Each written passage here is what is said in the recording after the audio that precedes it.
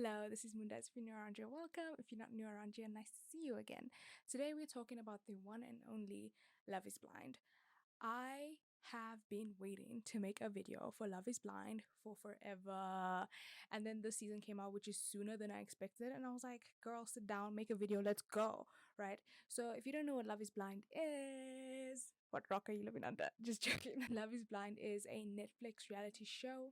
Dating reality show, let's make it clear, because Netflix has a lot of weird reality shows, right? And it's basically about people who never see each other but fall in love with each other because they're like talking and there's feelings and they're going beyond looks. So they breaking the status quo, you know? I feel like that's enough of an explanation about the show. So without further ado, let's dive into it. So let me get into all the couples of the season first and foremost. So it's Britt and Tiffany, Marshall and Jackie, Kwame and Chelsea, Paul and Micah, Bliss and Zack. And this is me saying the couples that ended up together at the end because it's been a long ass season and Netflix keeps on breaking up seasons, which I get because they're like, well, let's keep the traction going. But like, that's not your formula. Keep to your formula, okay? Because I love to binge watch things. And so that's why this video took so long, because I've learned that if I break up videos, they will never be released. Look at how many videos I have on my channel. Let's go through the couples. I don't want to start with Britt and Tiffany because Britt and Tiffany were just like so cute. So you don't want to like start with the good things first. You want to start with the drama. Marshall and Jackie are too dramatic though. So let's start with Paul and Micah because I feel I have a lot to say, especially after the reunion. I never saw them getting together. That's a lie. I genuinely saw them going together. Because when I saw Micah talk to Kwame, I knew that there was just a vibe that she was not getting from him, especially with the way she kept on talking to Paul. I was like, you're telling Paul that he's the only one, you're telling Kwame that he's the one for you, but then after that, it ends up that you're with Paul, and then the way they broke up was just so abrupt.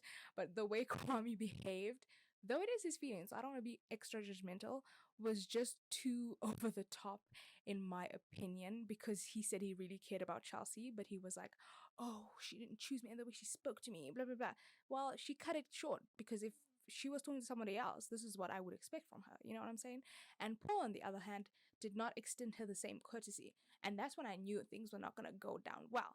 Because if you're breaking up with someone, just go ahead and do it and don't make it this whole like this whole debacle or this whole scene, you know? Like he was there like, oh my god, I have to break up with her. Dude, after this you're going to hang out with another beautiful woman. Like, just cut straight to the point. And I get that there are people's emotions involved, but I feel like personally to me, and that's why this is my opinion, mine alone, you should just like do things quick and fast. That's what I prefer. So that's what I thought about it. And then after that, they get out of the pods, they go to Mexico, and my suspicions were true. There's just something off about the two of them to me. Like, Micah is behaving strangely with Paul. They're acting like they're both affectionate in front of each other. But when they go, but when they go and speak to their friends and everyone else, they'll be like, oh, something just feels a bit off. I don't know what I'm expecting. And this is my theory. You know, like since last season, there's been a disconnect from the honeymoon phase to when they move to the houses that they were supplied. Like, feels like a few scenes are always missing to me because I don't understand how these couples go from being on the brink of like, it's just not for me to be like, oh my god, I love him so much, let me say yes on the day of the wedding. You know what I'm saying? And last season it was that other white guy and that other white girl. I'll insert a photo somewhere. Yeah, so last season was them two. I was just like, why are they still together? It feels like the producers or the directors or whoever would deal with this has gone to them privately after they fought and they were like, okay, we need you to stay because you guys are so interesting. Especially because Paul, the minute he saw Irina, he was just like, oh, it's not what I expected. But he was so ready to just be with her because she was like physically attractive and he couldn't take his eyes off of her. Paul and Micah both look unsure at their matches and then it disappeared. Once they move in together, they're like, we're perfect, we're this, we're that. They're meeting each other's parents and they just seem so invested in each other. And I didn't understand how that happened. And then the wedding day comes and he says no, which in my opinion, I'm not gonna say, oh, he did a great job by saying no to her, blah blah blah. But 99% of the time, most of the couples at the end of the Love is Blind season usually be like, no. They on the show and then they're like not really gonna get married, and that's fair because marriage is a serious thing to these people who come on the show. So I was fine with that, but what got me was the reunion.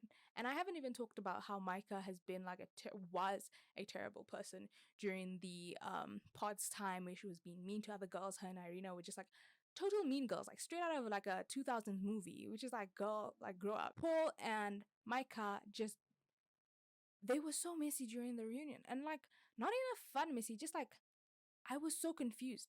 So Micah is pissed that he said no, which is fair because he said no to you and you wanted to know or have an idea of how he got to that point beforehand. But what he said to her, said about her in the confessional, um, and then to go on and date her is just so sus. Like, he wanted to have the best of both worlds. You don't call someone who's admitted to you their weakness that they really want to be a great mom. You don't call them a terrible mom. And I'm not saying, oh no, she's a great mom. She's gonna. I don't know her. That's not about me. That's her life. But she told him her weakness, and he took that weakness on the day of their wedding day and decided to use those words to decide it was a reason not to be with her, which is just genuinely hurtful. Another thing that got me about Micah was her friends. Um, Micah's friend, specifically friend, was so terrible. And during the wedding, I had to mention this because I noticed it during the wedding and I was just like, oh my god, get new friends. And she actually defended them during the reunion. She was just like, the way she took the way she delivered certain messages were not correct, but I understand why she did so. And I'm just like, no, that was utter disrespect because her friends, once Paul said no to her and she ran out of the wedding hall, they legit broke down laughing. And like, she was like, I'm so happy. And I was like, what? Like, as a friend, even if you don't support certain decisions, I think it's okay to just voice that you don't like them and in an appropriate way, and then after that be like, okay, whatever. But like, that friend was terrible. This is about them as individuals. Is that Paul was kind of weird to me. Like, the show made it a big point to mention that he's a scientist, and whenever he spoke, it's like because they said he was a scientist, he was trying to seem smart in situations, and he'd be like, but the theory and the what, I don't even know, I like, what, how do you, the hypotheses and the theory and the this and the that. I was like, guy, like, I know they said you're a scientist, but you don't have to talk to that like this. And if he does talk like that, I'm sorry, but I just felt like the way he spoke was sometimes so weird. It was like he was trying to be pretentious and smart, but also seem like a laid back guy all at once. That's exactly how Paul felt to me. And that's why I didn't like him that much. You know, when you watch certain people, they feel sort of like they're putting up a show for you. And that's how Paul felt, because a lot of his mellow, oh, I like this vibes never matched how he was representing himself. Anyway, let's move on to our next couple. Let's go with Bliss and Zack because I just spoke about Arena and I think I want to like get her off of my chest in one go. Irina, terrible. I'm not saying terrible person, I'm saying terrible during the time of the honeymoon. But let's begin the story from this top, okay? Let's go. So there's Bliss, Irina, and Zack, right? And then after that, Zack decides to be with Irina because Bliss says that him choosing Irina will reflect on his character. And he's like, that's such a messed up thing to say.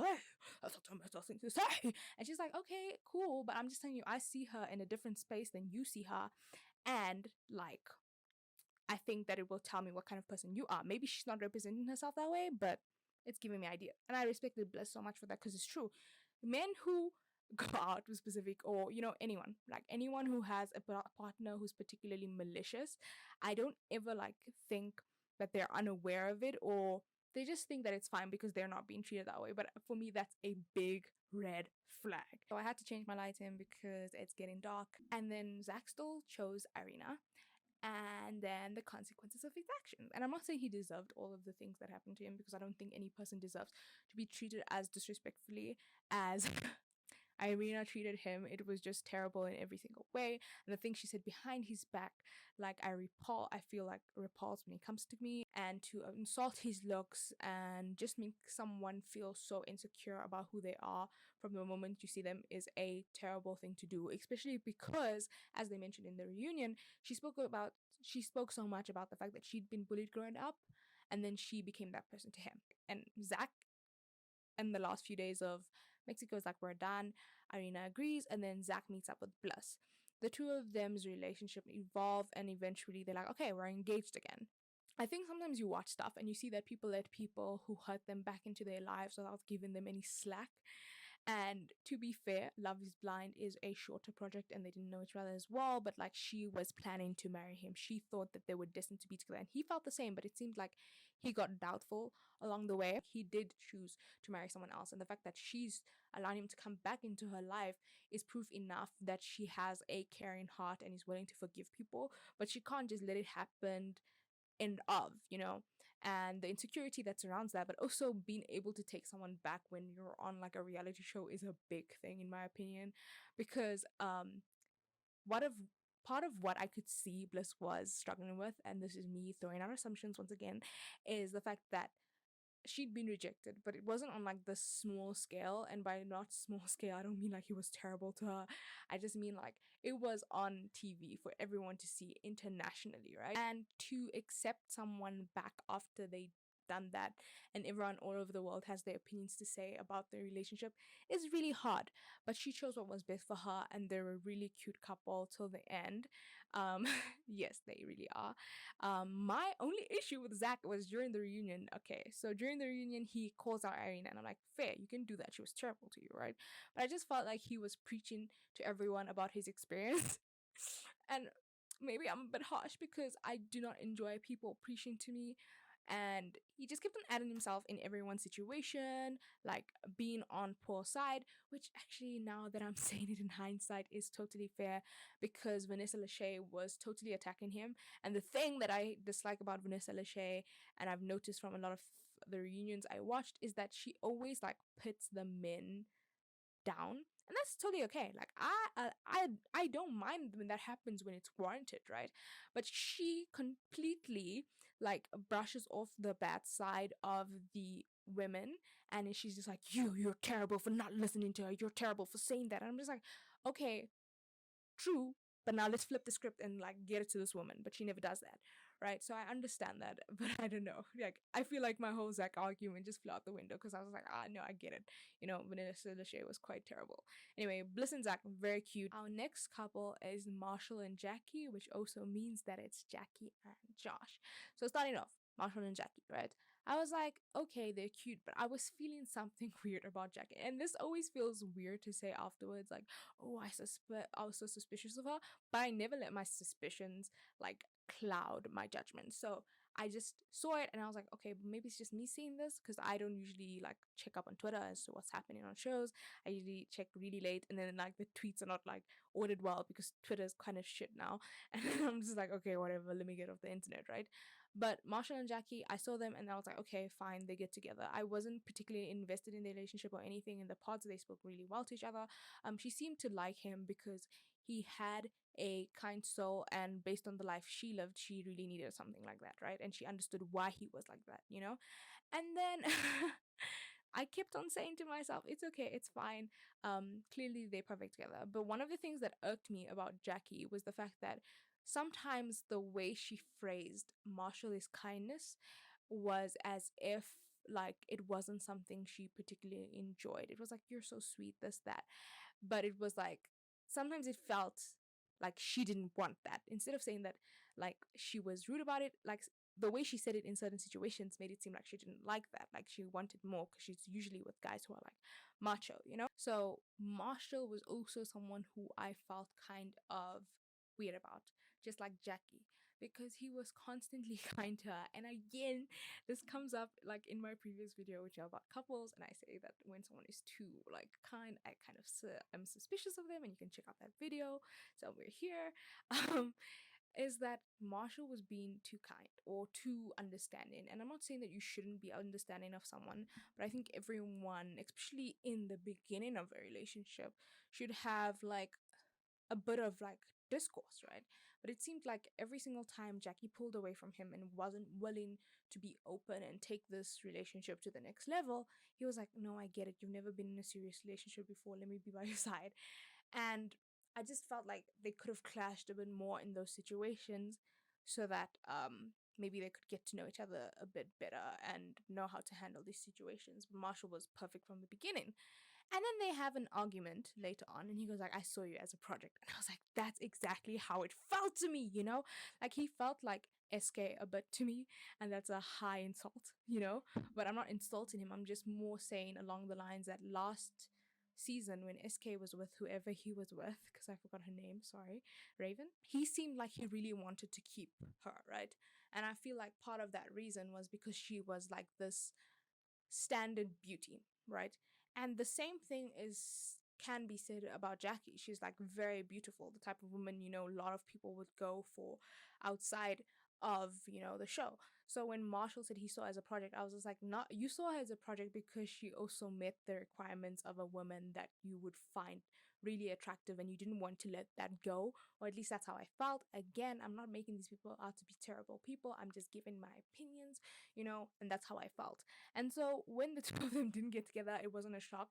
But what did shock me was Jackie once again, like making his kindness seem um like it was a bad thing, and then also Marshall shaming her because she spoke about wanting to be a bit more rough in the bedroom, and then he was like having a confessional or something at some point, and he mentioned how he did like she wants him to disrespect her and stuff like that, and the way he spoke about it just seemed like he was like not understanding what she meant and was taking it more further than it was, which means that they really were not compatible. But Jackie just took a step too far when she got with Josh, and Josh is someone who she connected with in the pods but didn't get together with because she got with Marshall. But then he comes back because love is blind, likes to be dramatic, and that's fine. I love drama.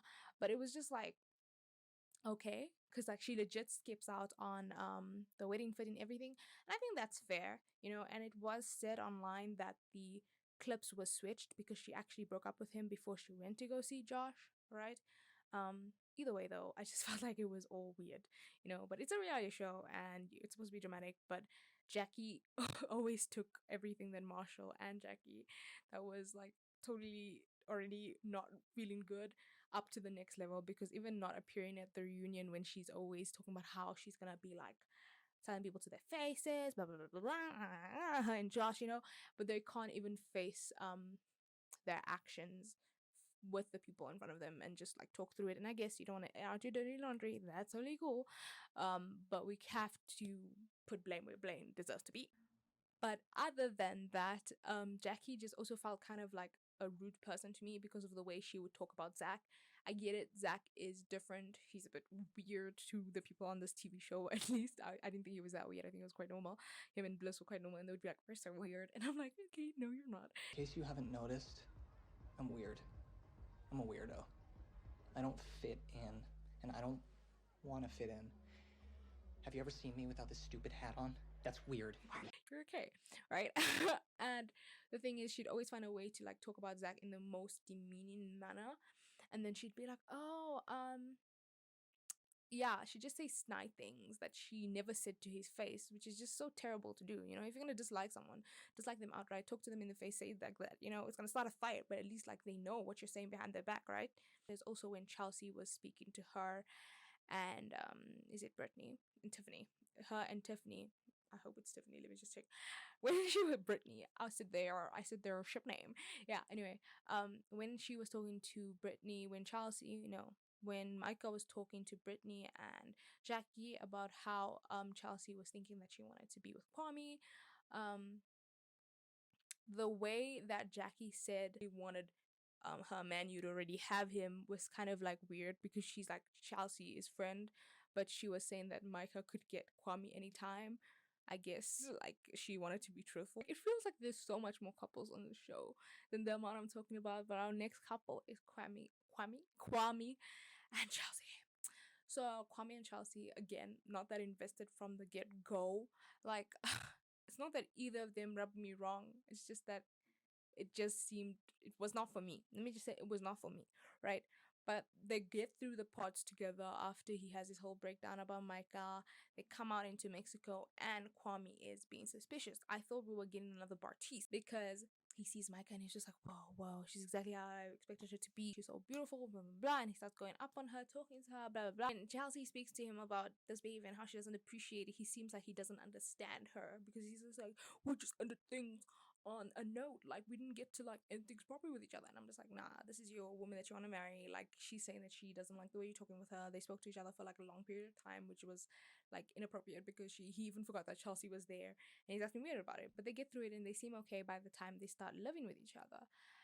And again, for Chelsea and Kwame, I just felt like there was again a disconnect with the filming and what I was seeing. Like, it felt like a few chunks of data were missing, and I was trying to find out how, where it was missing from, so I could get like the full picture of how they got to where they were getting. They're having a lot of issues because Kwame thinks that he's doing so much more for the relationship than Chelsea is, and that sort of frustrated me because yes, to an extent, if you thought about it, like in just like 1+1 is 2 ways, he was doing that. Brett spoke about this during the reunion that him and Tiffany were also having issues, and it wasn't something that was really shown, and because they just didn't show it, right?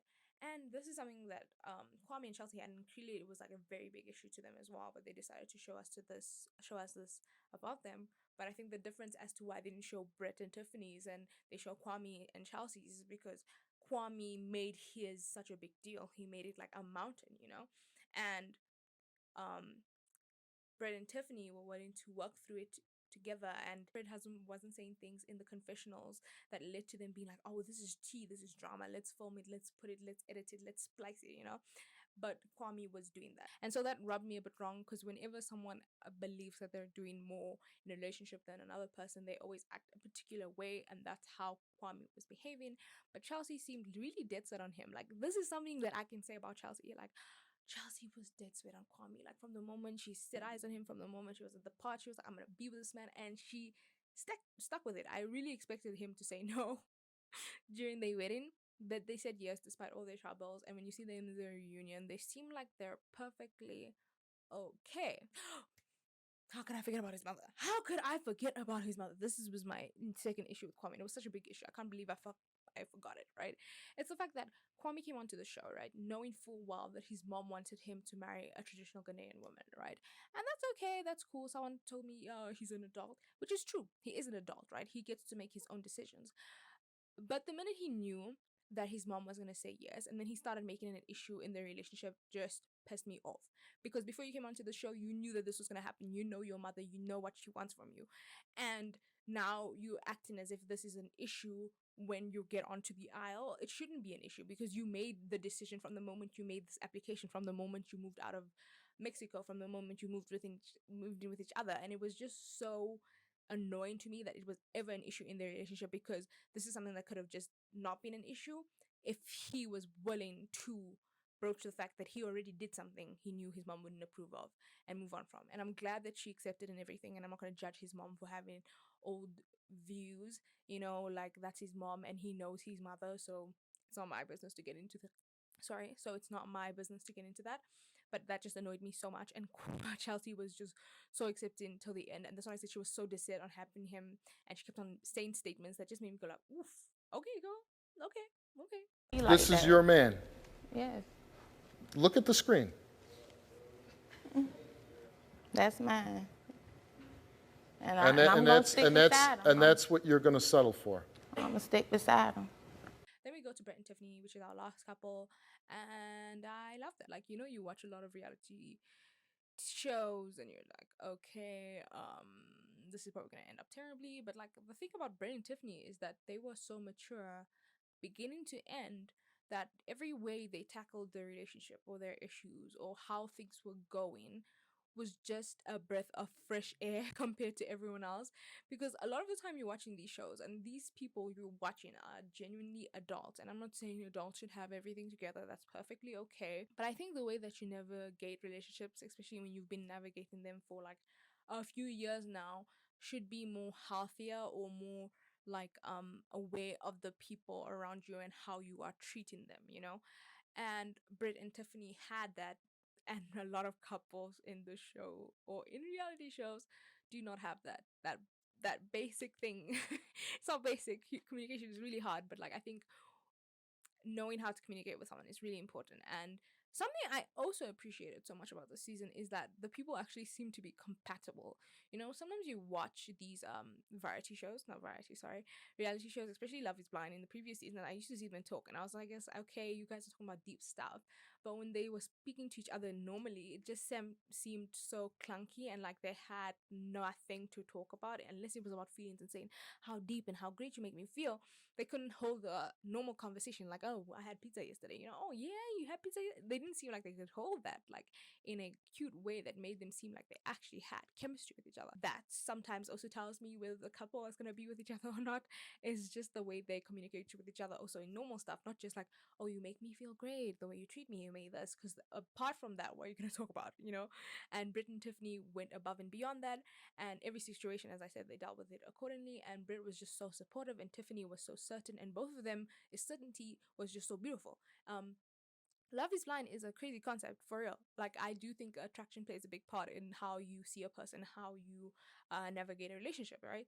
And I like that they're trying to strip it away, but it's Netflix doing it, so obviously it never feels quite real. Like, it feels fake, because even with the people who are on the show, in some ways or in most ways, they are conventionally attractive. So it's not really Love is Blind if you are removing the element of these people just being like normal, you know? The two of them came on to this project sincerely, which is rare that someone comes sincerely onto a reality dating show.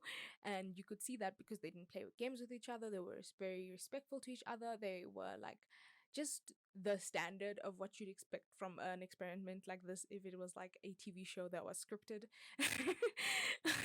Because humans do not turn out the way that we expect them. So yeah, that's how I feel about all of the couples from Love is Blind.